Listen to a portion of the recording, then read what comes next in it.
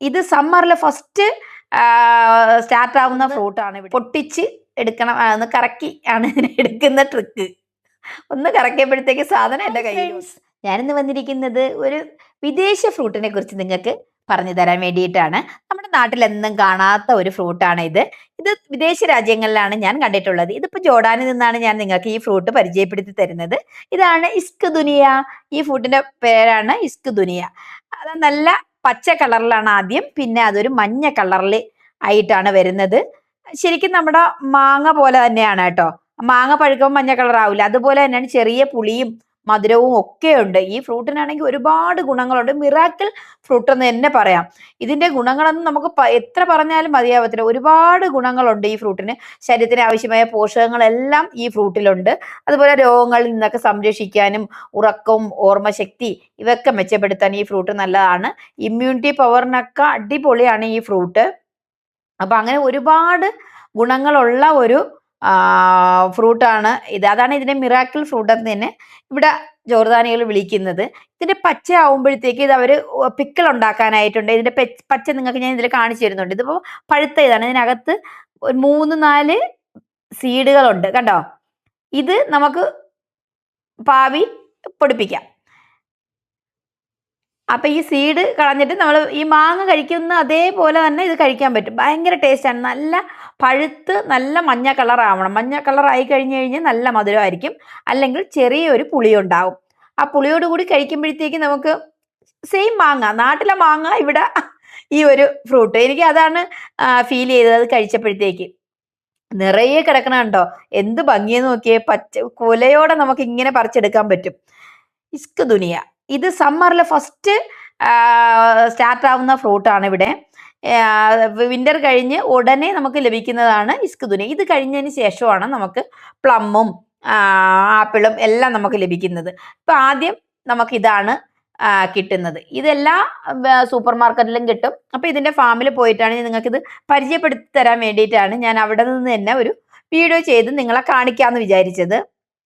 കണ്ട, അതിൻ്റെ പച്ച നല്ല പുളിയുള്ളതാണ്. അത് മാങ്ങ പോലെ നമുക്ക് ഫുള്ളായിട്ടും ഉപ്പിലിടാൻ പറ്റും, അല്ലെങ്കിൽ കട്ട് ചെയ്ത് വേണമെങ്കിലും അച്ചാറൊക്കെ ആക്കാൻ പറ്റും.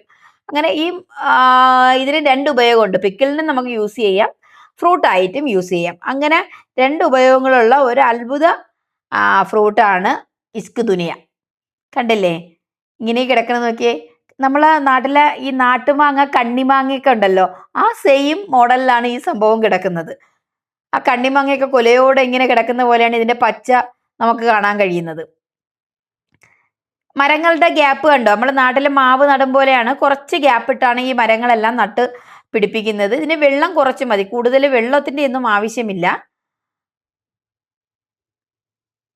ഇങ്ങനെ അതിന്റെ ചുവട്ടിയത് തന്നെ നമ്മൾ പൊട്ടിച്ചിട്ട് ഫ്രഷോട് കൂടി കഴിക്കുന്ന ആ ഒരു ടേസ്റ്റ് ഉണ്ട്. അത് ഏത് ഫ്രൂട്ടിനാണ്, പൊടി ആയിക്കോട്ടെ എന്തോ ആയിക്കോട്ടെ, നാച്ചുറൽ ഫ്രൂട്ടുകൾ ഇങ്ങനെ നമ്മൾ കഴിക്കുമ്പോൾ കിട്ടുന്ന ആ ഒരു സുഖം ഉണ്ടല്ലോ, അത് സത്യം പറഞ്ഞാൽ അത്രയും ഫ്രഷ് ആയിട്ടാണ്. ഇവിടെ ഫ്രൂട്ട്സുകളെന്ന് വെച്ച് കഴിഞ്ഞാൽ ഒരുപാട് ഫ്രൂട്ട്സ് ഉണ്ട് ഇവിടെ.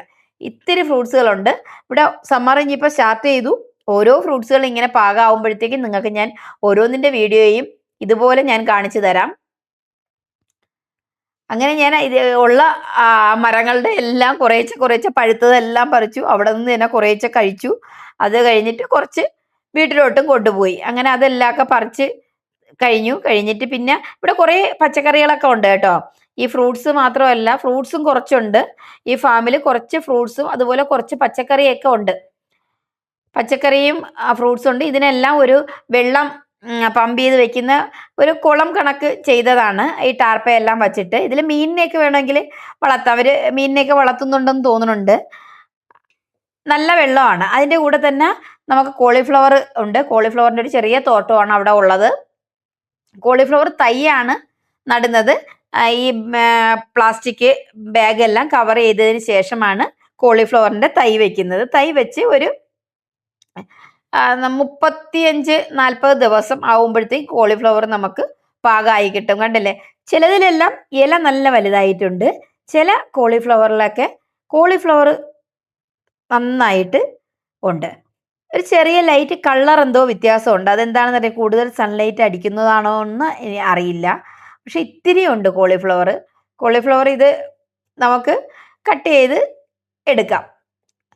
ഇനിയിപ്പോൾ ഇതിൻ്റെ സീസണായി, ഇനി അത് എടുത്തില്ലെങ്കിൽ അങ്ങനെ ഇരുന്ന് പൂത്തു പോവും. ഒരു ലൈറ്റ് പിങ്ക് ഷെയ്ഡൊക്കെ ഇങ്ങനെ വരുന്നുണ്ട്. ഇതിന് വളമൊന്നും അവർ കൊടുക്കുന്നില്ല, നാച്ചുറൽ വളമാണ്, അതായത് കമ്പോസ്റ്റ് അതിൻ്റെ വളമാണ് കൊടുക്കുന്നത്, അല്ലാണ്ട് രാസവളങ്ങളൊന്നും അവർ ഉപയോഗിക്കുന്നില്ല. നല്ല ടേസ്റ്റാണ് ഇവിടുത്തെ കോളിഫ്ലവർ. ഞാൻ എന്തായാലും ഒന്ന് എടുക്കുന്നുണ്ട്. അതിനെ ഒന്ന് കറക്കി പൊട്ടിച്ചൊക്കെയാണ് എടുക്കാനുള്ളത്, അല്ലാതെ ഇങ്ങനെ വലിച്ചു പിടിച്ചു കഴിഞ്ഞാൽ വരത്തില്ല. അവിടെ നിന്ന് ആൾ പറഞ്ഞു ഇത് എടുക്കണം എന്നുണ്ടെങ്കിൽ അതിനെ എടുത്ത് ലെഫ്റ്റും റൈറ്റും ഒക്കെ ആക്കി ഒന്ന് പൊട്ടിച്ച് എടുക്കണം, ഒന്ന് കറക്കി ആണ് ഇതിനെ എടുക്കുന്ന ട്രിക്ക്. ഒന്ന് കറക്കിയപ്പോഴത്തേക്ക് സാധനം എൻ്റെ കയ്യിൽ വന്നു കേട്ടോ. അങ്ങനെ അതെല്ലാം എടുത്തു. കണ്ടല്ലേ, ഇത്രയൊക്കെ ഫ്രഷ് ആയിട്ട് നമുക്ക് വെജിറ്റബിൾ കിട്ടുക എന്ന് വെച്ച് കഴിഞ്ഞാൽ എന്ത് കാര്യമാണല്ലേ. ഇവിടെ ഇത്തിരി കൃഷിയുണ്ട്, വെജിറ്റബിളൊക്കെ നല്ല ഫ്രഷ് ആയിട്ട് കിട്ടും. ഇവിടുത്തെ മണ്ണ് ഒന്നും പറയാനില്ല, ഇവിടുത്തെ മണ്ണ് ഭയങ്കര നല്ല മണ്ണാണ്. അപ്പം നിങ്ങൾക്ക് ഇത് വീഡിയോ എല്ലാം ഇഷ്ടമായെന്ന് കരുതുന്നു. Okay, by.